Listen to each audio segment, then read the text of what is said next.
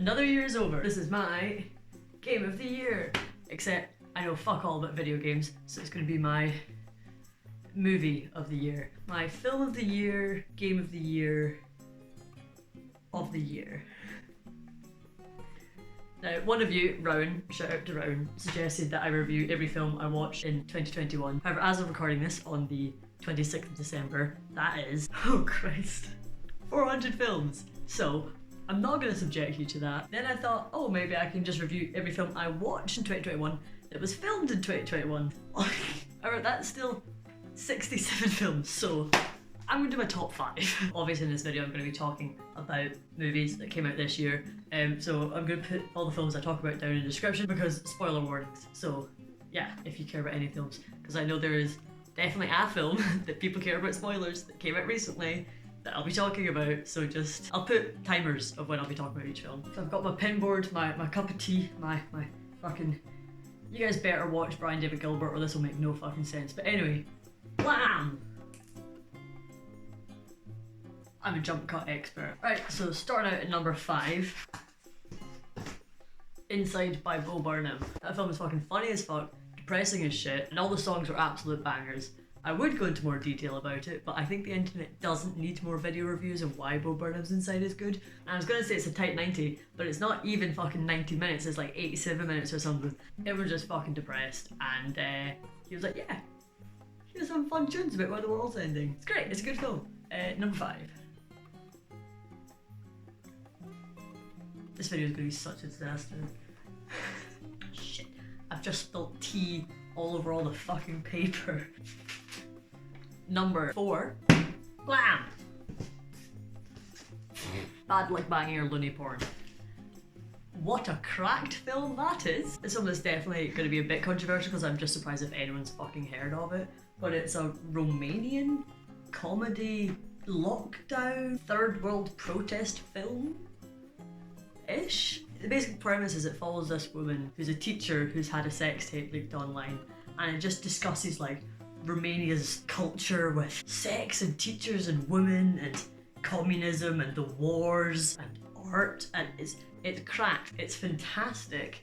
Honestly, although it's my 4th favourite film of this entire year, you can probably skip the first like 30 minutes because it's just nothing happens. It also opens with a 5-minute full frontal penetrative sex scene that, to be honest, I didn't know was going to happen, so somewhat took me by surprise. Honestly, I don't think I could physically explain it if I was given an entire 2-hour video essay, so just watch it if you get the chance. Somehow, somewhere, you'll find it. It's weird. It's good. It's fun. Number 4. Number 3 is Together by Stephen Daldry, starring James McAvoy and Sharon Horgan.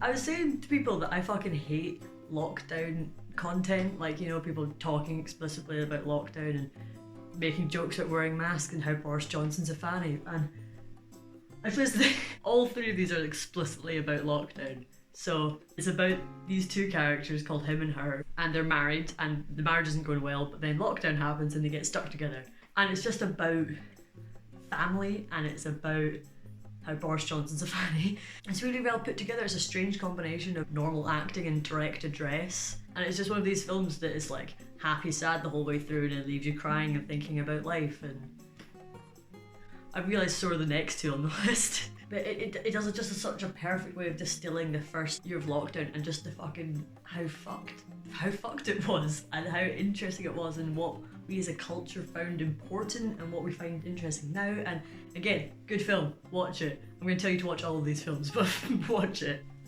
Number 2 is a film set in New York starring Andrew Garfield, where he talks about how sad it is getting older and how he deals with being an adult. He's not living up to his dreams that he was when he was younger. That's right, it's Tick Tick Boom. Look, Spiderman was great fun. I fucking loved it. It was like, as a film, Scorsese wouldn't like any of these films, to be honest. But it was fan service. I'm a fan. I fucking loved it. But it wasn't a good film. It was a good film. It wasn't anyway. Tick Tick Boom. First of all, no film name should have that much fucking punctuation in its title. But yeah, this film directed by Lin-Manuel Miranda.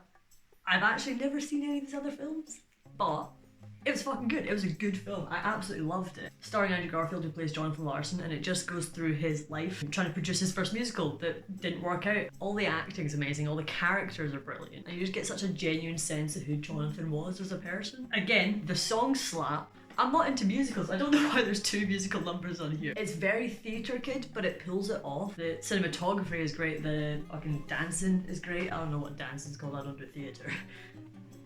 Choreography. The choreography is great. And it made me ugly cry at 3 AM thinking about how important my friendships are to me. So, any film that can do that, get us on the board. Also, I listened to 3090 on loop for about a month and a half.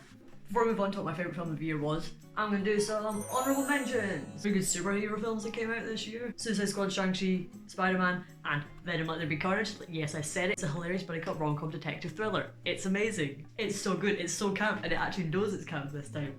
I genuinely was gonna put it on here, but I was like, okay, I can't do that, but Venom is a fucking masterpiece. Some really good animated features came out this year as well, like Luca and Mitchells vs. Machines. And then 2 films that are really close to getting on this list, and it pains me to have them not in this video somewhere, so I'm going to just talk about them now. The Power of Dog by Jane Champion. I wish I watched it in cinemas, because the first half hour is so slow, but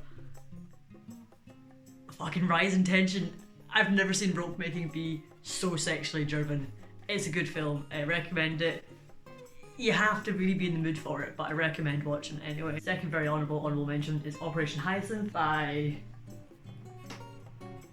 Piotr Domalewski.